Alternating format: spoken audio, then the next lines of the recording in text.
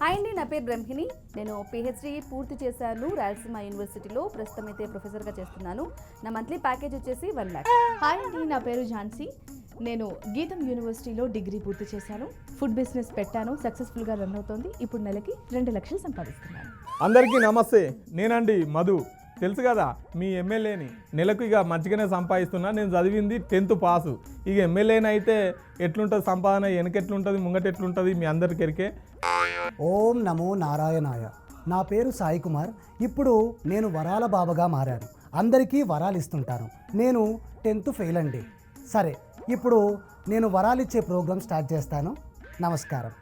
ఓం నమో నారాయణాయ. ఓం నమో నారాయణ. స్వామి నమస్కారం. స్వామి నమస్కారం బాలిక. నాకైతే అసలు ఏం అర్థం కావట్లేదు స్వామి. ఏ పరిష్కారం దొరక్క మీ దగ్గరకు వచ్చినాను. మీరు ఏదో పరిష్కారం చెప్తారు, బాగా జరుగుతుంది అని చెప్తే వస్తున్నాను.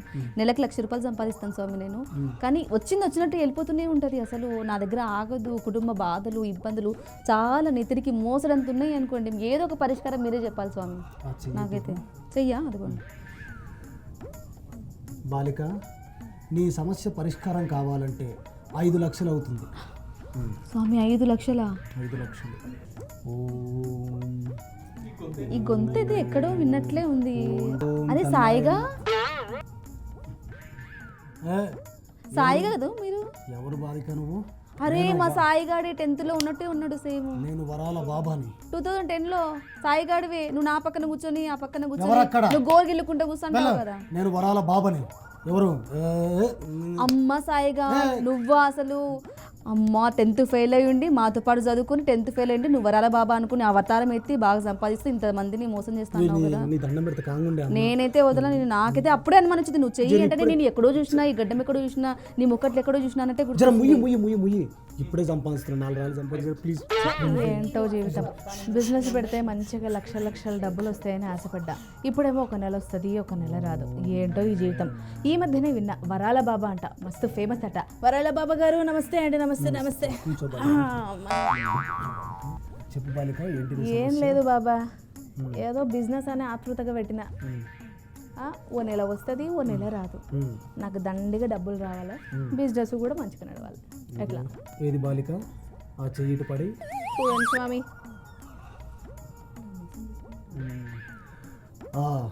నీ సమస్య పరిష్కారం కావాలంటే ఒక 10 లక్షలు పాడి. 10 లక్షల? ఈ కేసు అక్కడ చూసినట్టుంది. ఏది స్వామీజీ, ఒకసారి ఇటు ఒకసారి టర్నింగ్ ఇచ్చుకోండి. ఎందుకు? ఇక్కడ చూసినట్టుంది స్వామి గారిని. నేను ఎక్కడ చూడలేదు. నేను వరాల బాబాని. అరే సాయిగా.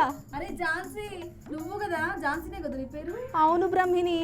నువ్వేంటి ఇక్కడ? ఈ సాయిగాడు ఏంటి? అరే నువ్వు 10th ఫెయిల్ అయ్యి ఉంటే 10 లక్షలు తీసుకుంటున్నావా? నన్నైతే 5 లక్షలు అడిగినాడు ఏకంగా.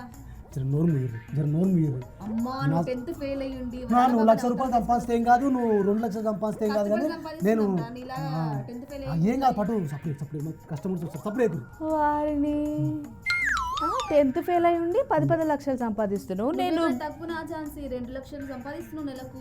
మీరు 2 లక్షలు సంపాదిస్తే ఏం కాదు. కానీ నేను ఇట్లా చేస్తే మీకు వచ్చిన అదే చదువుకుని చేస్తున్నా. అమ్మ జీవితం. వచ్చే నెలనే ఎలక్షన్లు. ఈసారి మంచి గెలవాలి, మంచి మెజార్టీతో గెలవాలి. పోయినసారి కంటే ఇక్కడ బాబా ఉన్నాడు అని తెలిసింది. సో అడుగుదాం బాబాజీ, మరి గెలుతానా గెలవనా, అనవసరంగా పైసలు ఖర్చు పెడుతున్నా. గురుగారు దండాలండి, దండాలు. గురుగారు పోయినసారి బంపర్ మెజార్టీతో గెలిచిన, దాన్ని నమ్ముకొని ఈసారి బాగా పైసలు ఖర్చు పెట్టిన గురుగారు. ఈసారి అంతకంటే ఎక్కువ మెజార్టీతో గెలవాలి. మీరు ఏం చేస్తారో నాకు తెలియదు, ఎంత ఖర్చు అవుతుందో నాకు తెలియదు. దీనికి పరిష్కారం ఏంటో చెప్పండి. ఇప్పుడే చెప్తా.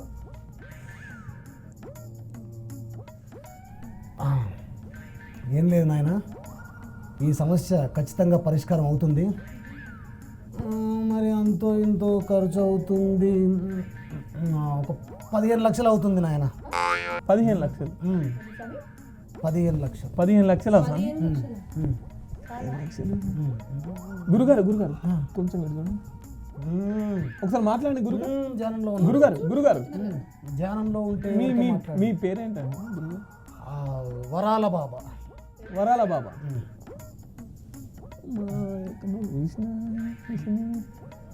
సాయి. అరే సాయిగా అమ్మా సాయిగా పుసుకున్న నేను నీ కాళ్ళు మొక్కింది కాదురా 10th ఫెయిల్ అయ్యి నువ్వు బాబా అవతారం ఎత్తి నా దగ్గరనే 15 లక్షలు కొట్టేసుకున్నావు అనుకున్నావరా?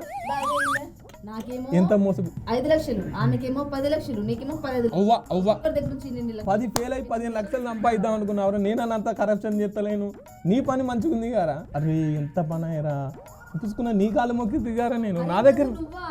అరే బ్రాహ్మణి నీ దగ్గరికి వచ్చినప్పుడైతే ఉద్యోగం కోసం వస్తే అదే పనిగా ఉద్యోగం చూపిరా అని నిన్ను అయితే అడుక్కుంటుంటే నా దగ్గర ఎన్ని లక్షలు అడిగినవరా నువ్వు?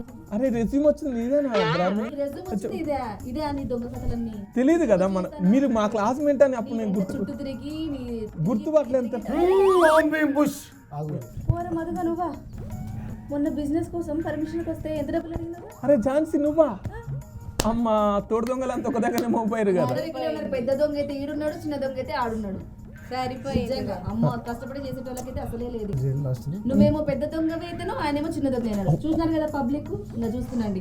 నేనేమో కష్టపడి చదివి మరి పిహెచ్డీలు చేసి నెలకు ₹1,00,000 చదివిస్తున్నా. ఆమెమో డిగ్రీ పాస్ అయ్యి డిగ్రీ చేసి 2 లక్షలు ఫుడ్ బిజినెస్ పెట్టి మరి 2 లక్షలు చదివిస్తుంది.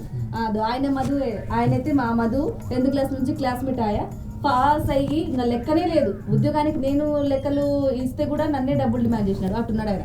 ఈ దొంగ బాబాకైతే ఇంకా ఈయనకి సంబంధమే ఏకంగా 10th ఫెయిల్ అయినాడు.